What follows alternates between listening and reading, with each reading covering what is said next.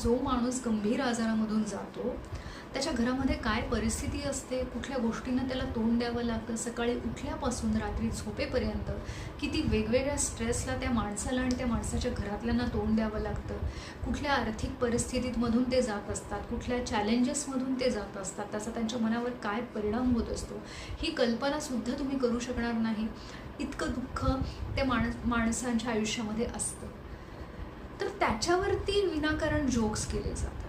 स्त्री पुरुष नात्यावरती वाईट पद्धतीने जोक्स केले जातात. वास्तविकता स्त्रियांनी किंवा पुरुषांनी दोघांनीही एकाच पातळीवरती राहणं गरजेचं आहे. एकमेकांना समजून घेणं महत्त्वाचं आहे, एकमेकांच्या भावना समजणं महत्त्वाचं आहे.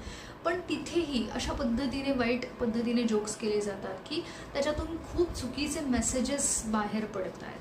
एक्स्ट्रा मॅरिटल अफेअर्सवरती जोक्स केले जातात. आता ज्याच्या आयुष्यामध्ये हे घडतं आहे त्याला